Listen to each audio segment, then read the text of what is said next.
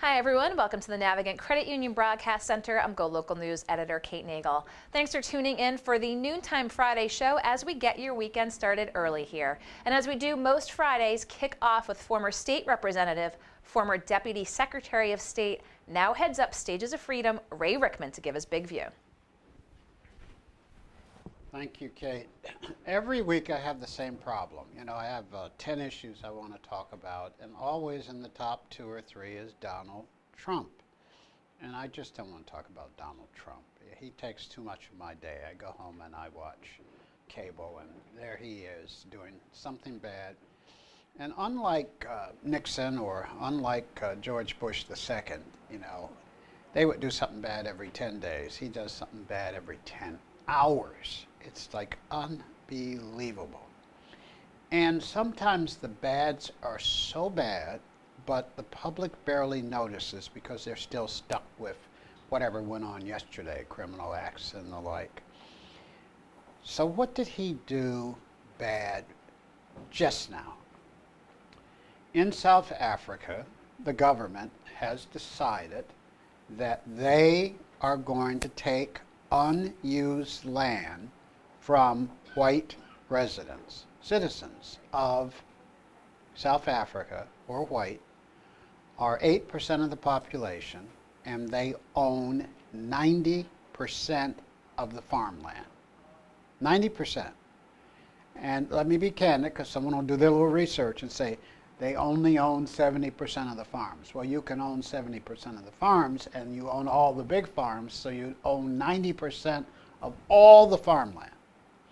So the government says if you're not using it, if you weren't using it on July 1, 2018, they're going to take it from you, and they're going to give it to black South Africans who want to farm and can't afford farmland or can't buy farmland.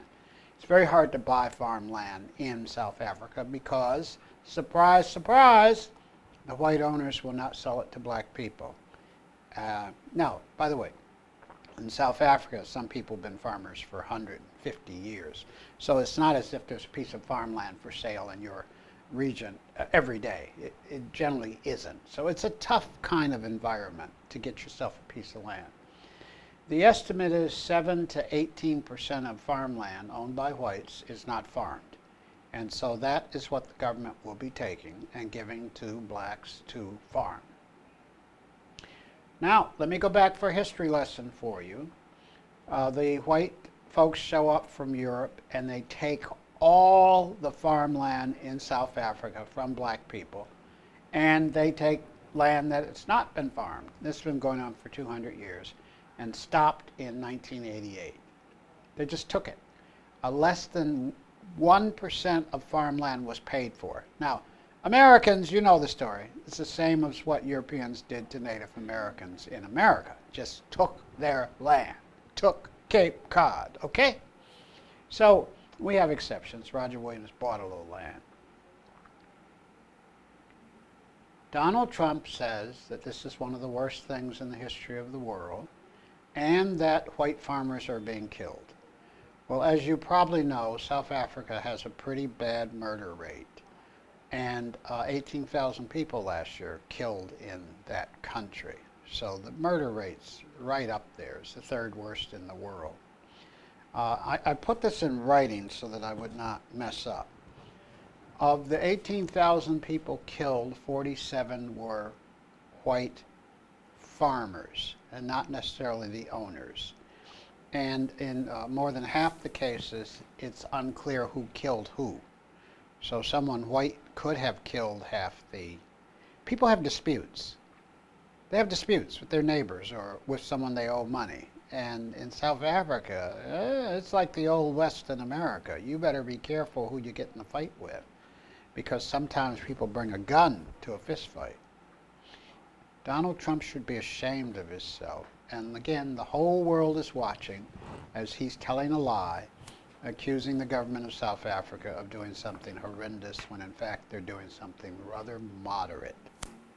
Moderate. Moderate, Donald Trump.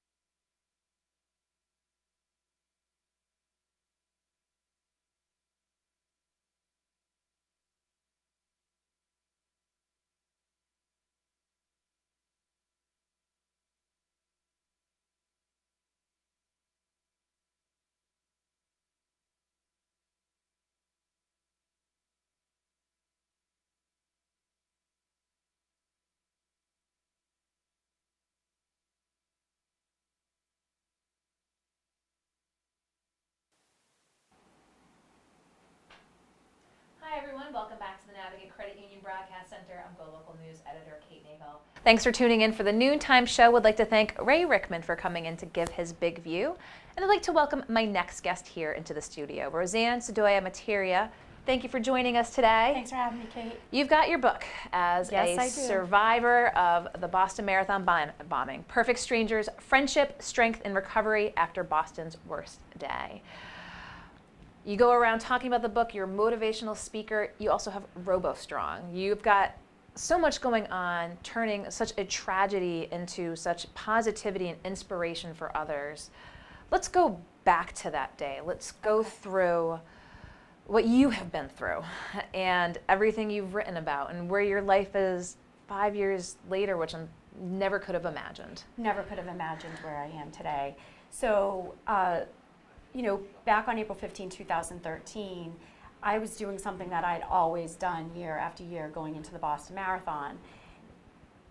Little did I know how it was going to end up, but I ended up being near the second bomb that went off and ended up becoming a right leg above knee amputee from that day.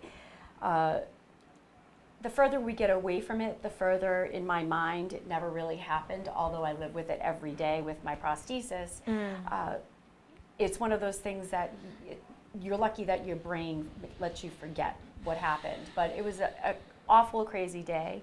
But since that day, so much good has come from it. And the book that we wrote, Perfect Strangers, isn't really about the bombing itself that day, but really the good that's what happened afterwards. We all know the tragedies and the sadness and the effect it had on people, but not everybody knows the good that came out of it. So the book is about myself, 3 of the first responders, although I had many first responders help me that day.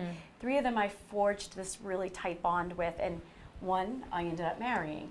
So, you know, I look back at the day and it was awful, horrendous, horrific, however you want to look at it. But the good that's come from it, it's so important for me to share that story and let people know that you can, you know, overcome such evil and such tragedy.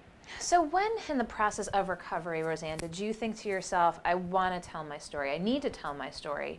Because as you said, it's just not what you saw in the news with the images and the imagery and knowing of the destruction that was caused, but it's the personal stories. When did you start to really think, I need to put this down on paper?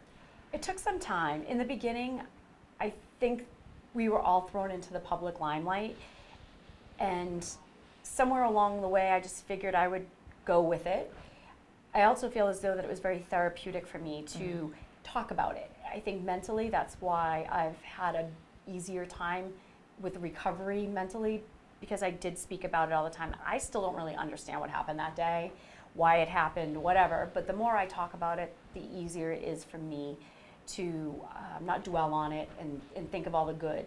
So probably within the first 2 years, people had mentioned, you know, you should write a book, and they also mentioned that you should do some public speaking. So if enough people tell you enough times, and as many as I was told, you should write a book, we started to put the pen to paper and do it. So it took about 2 years to realize that we should do it, and then it took another 2 years really to write it. The writing process. Correct. Yeah, it's a long process. It's a full-time job. And talk with us a little bit about that. You worked with Jennifer Jordan and putting this together. I mean, I always love to talk with authors when they come in. Yours was a story that had to be told. It was in you. But what was the process like of really, again, going through the machinations of writing a book? Again, very therapeutic for me. Coincidentally, even though I had spoken with Shayna, Shores, and Mike, the 3 first responders that are in the book with me, and I knew their story of what happened that day, where they were, and all that, but as I was going through the editing process, it was a page turner to me. Even though I know how it all ends and how it turns out, I just never heard their experience in such detail and know really who they were prior to April 15, 2013. So as I was going through the editing process, it was just amazing to know their stories and know what they went through, and it just helped me a lot to really bond even more with them, and to know that we all really were meant to be together and to know each other. Did you find out anything new from your husband during the book writing process?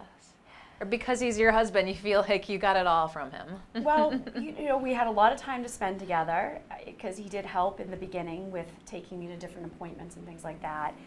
But I think I did get to know him more and how he really likes to be in the background. He's not one to be on a book cover, so he likes to be really in the background. And he's just one of those people that I think you learn something about all the time. And coincidentally, one of the crazy things I did learn about him is when he was being born in the hospital, they happened to have a fire alarm, and the firemen happened to be there. Not to say that that's what made him become a firefighter. I think it might have been. But, you know, it's just coincidental that that kind of all had circulated around him when he was coming into the world, and now he's a firefighter. So I just thought that was a kind of a cutesy story. And so what's it meant to you to be able to go out, both motivational speaking, but also on the book tour? You're going around, you're bringing your book, you're talking with folks. What has that process been like? I mean, continually sharing your story and getting feedback from folks who, you know, want to hear from you and want to hear what you have to tell. I feel that it's very important because after every place that I speak, or if I'm doing a book signing, someone will come up to me and say, I read your book. I have someone in my life that I've shared your book with, or that I want them to read, or thank you, you've helped me on how to deal with something. And it's not rocket science on how I've approached it, but I think we as humans have to be reminded every once in a while, because we do get so consumed with the good, the bad, the ugly, the ups and downs in life, and, you know, why is this happening to me? But it's also happening to so many other people. We all have our challenges, we all have our issues, and if I can help somebody, guide them a little bit more, especially if they've just become a recent amputee, or they know someone who's going to become an amputee, if I can give them any advice, there's no Amputee for Dummies book out there, which might be my next book, because there's a lot of little secrets to learn, and I feel like it's really important for me to share that, and also to share all the great charities that have come out of that day. There's people doing so much good. The Heather Abbott Foundation, A Leg Forever. There's so many more of them that are helping people who cannot afford prosthesis because they're so expensive. They're helping fund them, which is amazing. So talk with us a little bit about RoboStrong. So RoboStrong is, I guess, more or less my company in the sense of that's what I do the public speaking under and do the book signings and sales under. And I really want people to be able to find those charities to donate. After the bombing, a lot of people said you should start a charity as well, and at that time I wasn't really mentally ready to do a charity for myself. And in the process, all these other charities came up, and I thought that it was important that, not that I draw on the same pool of people, but I help support these other charities and really get them the contacts and the people that can donate, and really support them, because there are so many good charities out there, and there's so many that are great that have been established for many, many, many years, the Jimmy Fund and so many others, and I just want to be able to help support those that are starting new and get people connected. And so you talk about thinking of writing the Amputee for Dummies book to let folks know who are going through the process. I'm sure it's very personal, person by person. But have you established a rapport community with other folks who've again, have prosthesis and have gone through the process? Yes, and that's been a huge help, I think, for me, because you don't know what to expect. And I did know one person who was an amputee prior to all this, but I hadn't talked to him in many, many years, a former college friend. And, he reached out to me right away, and I do rely on him for advice. And who knew that putting Velcro on the bottom of my foot and my shoe would help to keep the shoe on a little bit more? Like there's just weird, crazy things. Or if you get a blister, what do you do how do you handle the blister? Or, there's so many different products that are coming out now. They say if you're going to be an amputee, this is the time to be an amputee. And to have those resources of know who's a better prosthetist, who is better at helping you learn how to run, who can help get you a running leg, a beach leg, a swim leg, a bike leg, a dress-up leg, and you just don't know where to look or where to start. Yeah. So I rely on this new circle of friends. I call it like we're a little club that no one ever really wants to be a member of, but if you are, there's so many good people within that club, and I feel like I need to pay it back as these people did for me. So we had a lot of veterans from the Semplify Americas Fund come out immediately. They've been huge. The Challenge Athletes Foundation has been huge, and they've been all amputees that have walked in, and I said to myself, I will be able to walk normal like that and not know, hopefully no people won't know I'm an amputee. Well, I appreciate your taking the time to come share with us your story, your book. You'll be out this weekend. You've got a book signing. We have a book signing actually next Thursday at Barnes & Noble in Middletown, Rhode Island, and I'm looking forward to it. I haven't done one in Rhode Island yet, so. And then you're participating in a leadership conference in September. September 20th, Rise. Looking forward to both. We'll put links onto both of those as well. Of course, the book as well. But Roseanne Sedoya Materia, I appreciate your taking the time to come in and share your story with folks here in the Navigant Credit Union Broadcast Center. Thank you so Kate. much. Thank you so much. Don't go anywhere. We're going to be right back with our next guest.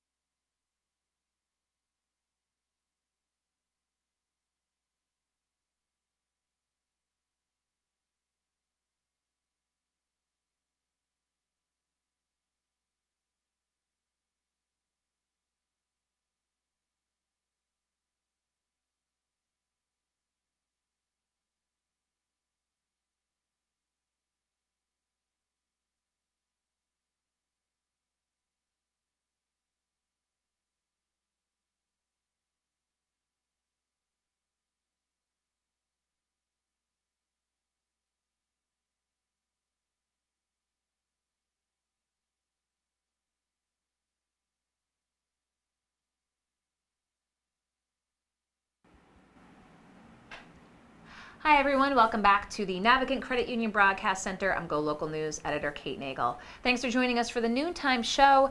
I'd like to welcome in a guest who's been here before, Joe Warzika with the Rhode Island SPCA. Thank you for joining us today. Thank you for having me. I know you've been very busy, and I've been trying to get you in here because wanted to have your perspective. The recent tragedy here in Rhode Island with former Patriot Gerard Mayo's dog passing away at the hands of a trainer.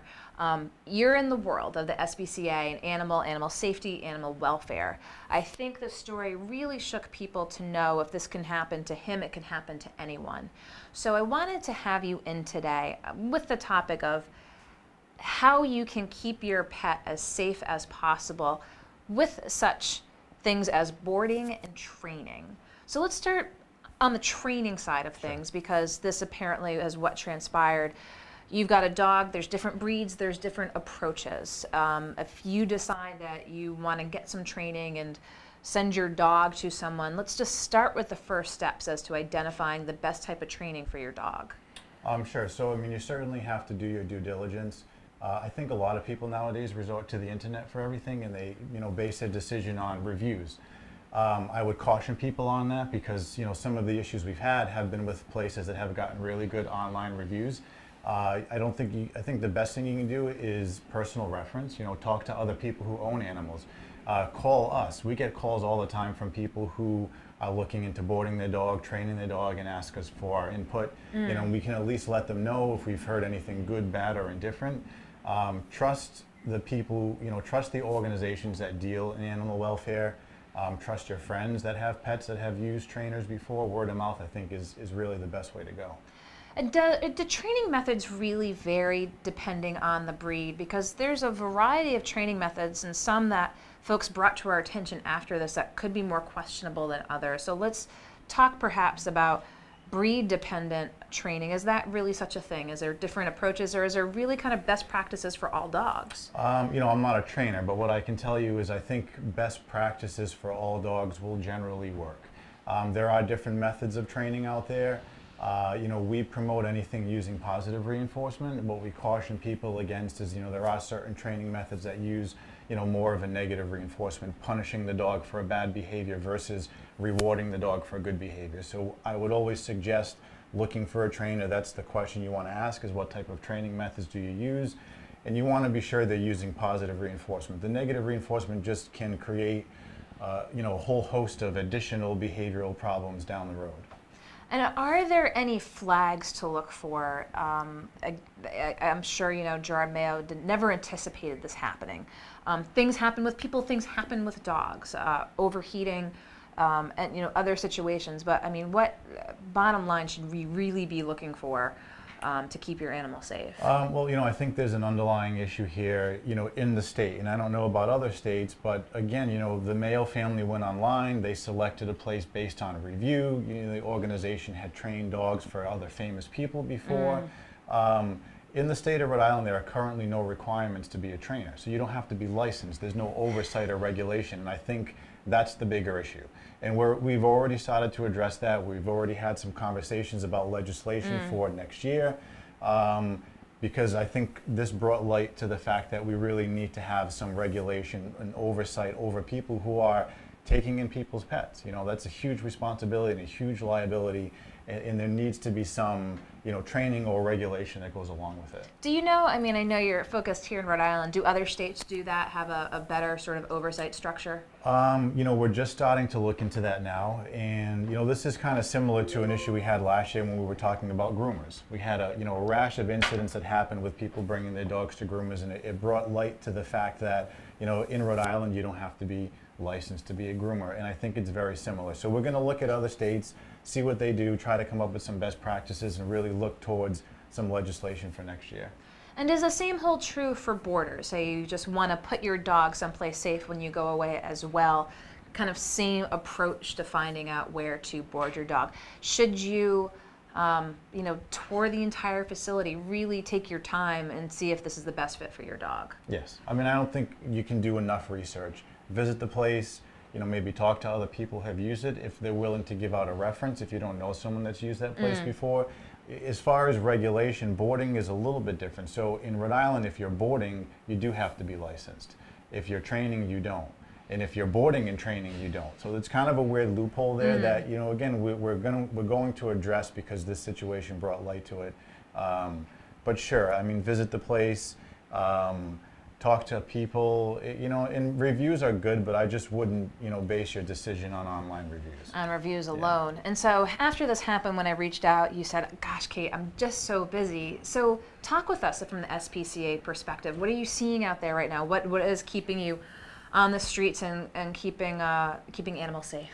Everything and anything. I've been doing this for 9 years, and it never ceases to amaze me. We see something new, all the time. We're working on a few cases now in multiple jurisdictions. We're really stretched thin. There's only 2 officers, myself and one other gentleman. And we're out there every day. I mean, nonstop, from Westerly to Woonsocket, from one end of the state to the other, you know, doing everything we can to keep the animals safe here in Rhode Island. And when there's issues of animal safety and animal welfare, what's your sense, and I know it varies from person to person and family to family, do folks know that they're doing wrong by an animal, or do they think that they have a certain leeway, leaving animals out, things of that nature? What do you tend to find from just folks who might just not know to the malicious? Where do things fall in the gamut? Sure. So I think you're talking about a couple of different things. Fortunately, we don't see a lot of, you know, the malicious, intentional injuring of an animal. I mean, certainly, if, you know, anyone in the right frame of mind knows that that's wrong. Yeah. We see a lot more of the neglect. Okay. And I think it does tend to be, you know, a certain level of ignorance or just lack of, you know, education, cultural differences sometimes, you know, how people take care of their animals. So, I mean, education is important. You know, we're not just out there to catch the bad guy and punish him. I mean, you know, that's part of what we do, but we want to educate people on how to properly care for your animals, let them know, you know, what the legal parameters are and what you need to do to be a good pet owner.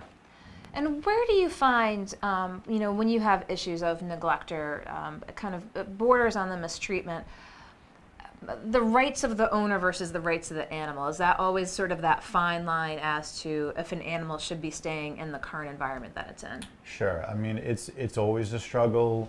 You know, we have to remind ourselves that our job is to advocate for the animal, but we're not unsympathetic to the human aspect of it. And people get into those situations for a variety of reasons. I mean, and a lot of times it's economical. Loss of a job, a loss of a house, taking care of their family, and sometimes the pets become secondary to that. So we do recognize that, and we try to be fair about it. When we have to do our job, hold people accountable, but we also try to educate and see how we can, you know, correct the problem so it doesn't happen again. So you're out there on a day-to-day basis keeping the animals safe, but as you said, keeping an eye in the next legislative session. Pretty good chance of introducing legislation to put some regulations around trainers. Yeah, very good. I mean, we've already had conversations with DEM. You know, they're the organization that has the most oversight over organizations that need to be licensed. So we've already started to put together some draft language for next year. So we're going to talk about that in regards to training, and also revisit the issue last year about grooming, because we're still getting a rash of complaints about animals getting injured at grooming facilities. So we really like to see that legislation reintroduced in 2019, hopefully see it pass. Well, again, wanted to have you in with the unfortunate tragedy, but wanted to let folks know sort of best practices about how to, in their circumstances, keep their animals safe and happy. So, Joe Warzika, I appreciate your taking the time to come back in today. I know how busy you are. We'll put links up to the SBCA, of course. And don't go anywhere. We're going to be right back with our next guest here in the Navigant Credit Union Broadcast Center.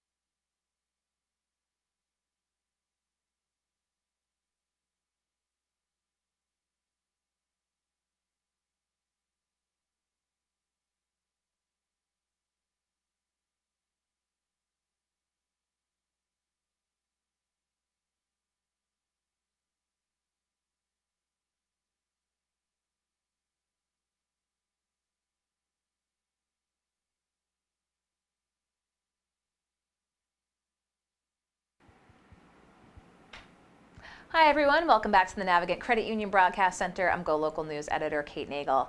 I would now like to welcome my next guest here into the studio, Rob Schulbaum, the writer and director of The Wrong Todd. Recently got tapped to premiere at the LA Independent Film Festival. Rob, thank you for joining us today. Thanks for having me. I appreciate your coming in. It's not every day you get tapped at the LA International Film Festival. No, certainly not. So talk with us a little bit. I want to talk a little bit about the film first, and then talk about going to the festival, and a little bit about you as well, because The Wrong Todd, as we chatted about in the green room, maybe a little autobiographical. It's about a gentleman named Todd whose girlfriend gets an offer to move out to the West Coast, and things get a little interesting after that. Yeah, it's heavily dramatized. But you know, when I used to live in LA, and before that I lived in Rhode Island, and when my wife and I decided to move back here, it was a difficult decision, and I was looking kind of for a way to externalize that into a dramatic situation about evil twins from parallel universes. So talk with us about the process of writing this, and give us a little bit of your background in the film industry. You know, just had an author in on her book. I mean, going through the process of, you come up with the concept, but you know, clearly from soup to nuts, there's a lot in between there. Yes, well, I lived in LA for about 10 years, where everybody's writing a screenplay in a coffee shop, so it wasn't unusual for someone to be working on something like this if it wasn't their bread and butter. I was an editor at Family Guy for about 9 years. I learned a lot there about what it takes to put a show together, bringing creative and technical people together to make something great. I learned about the anatomy of a joke, which was a good skill to have, I think. Yeah, so when I was looking for an idea, I wanted to kind of have a movie about relationships, but also with something a little otherworldly, kind of sci-fi, which is something I've always been interested in. So, you know, we had this move coming up, and it just kind of made sense to work through it a little bit on the page. So talk with us a little bit about the filming process, about The Wrong Todd. Well, we moved here to make the Wrong Todd in a great indie environment like Rhode Island. There's a lot of really passionate people who are working in the film industry here, and we obviously shoestring budget. We didn't have a lot to work with. So it was a lot of calling in favors, and everyone on our crew really stretched themselves and went above and beyond. But I really love making films in Rhode Island. There's so many great people, so many talented people who just want to make something great. So will we see, if we watch The Wrong Todd, some elements of, will we see some Rhode Island landmarks, if you will?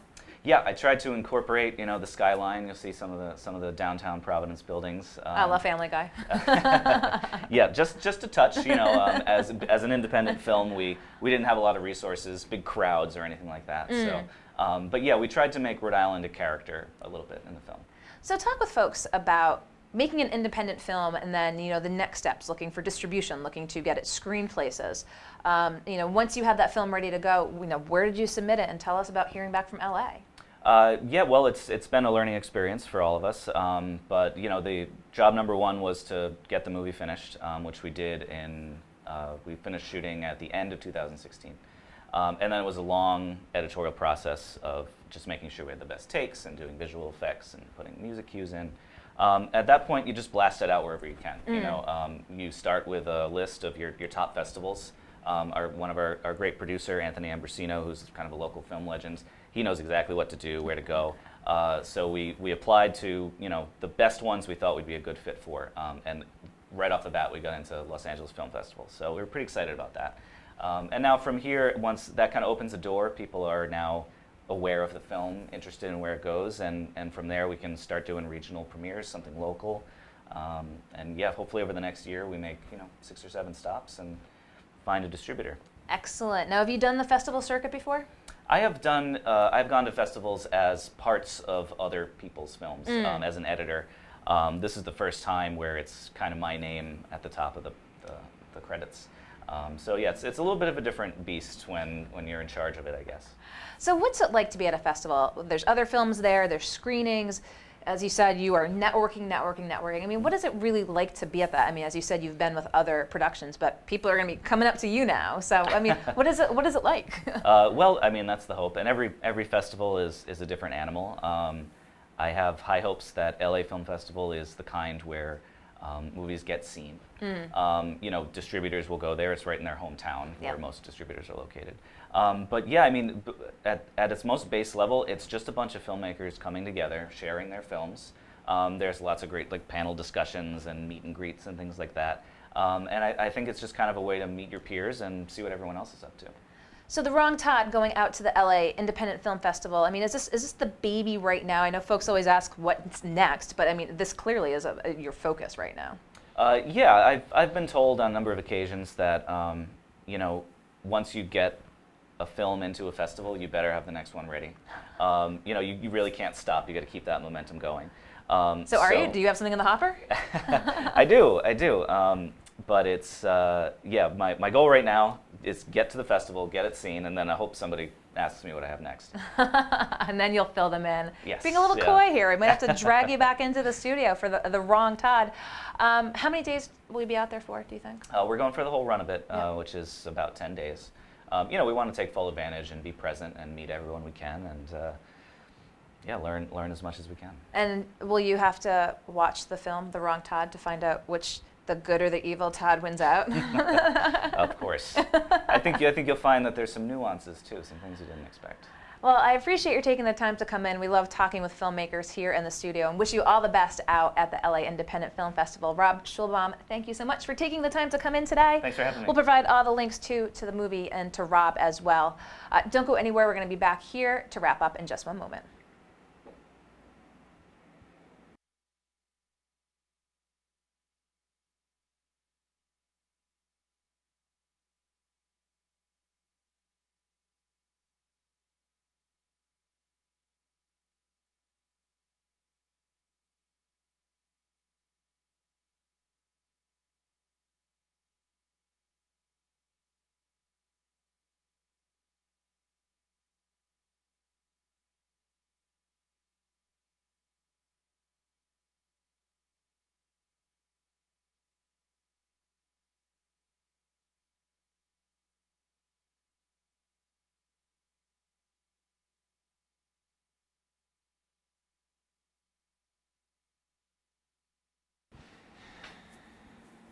Hi everyone, welcome back to the Navigant Credit Union Broadcast Center.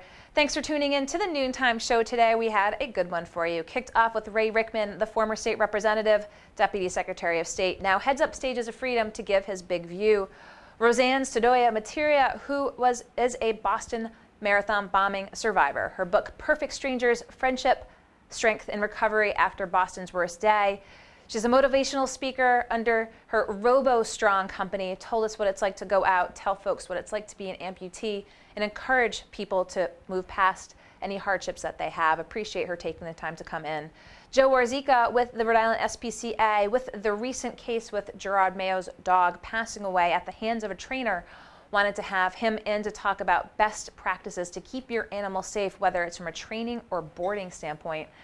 And finally, Rob Schulbaum with The Wrong Todd, an independent film shot here in Rhode Island, premiering at the LA Independent Film Festival in September.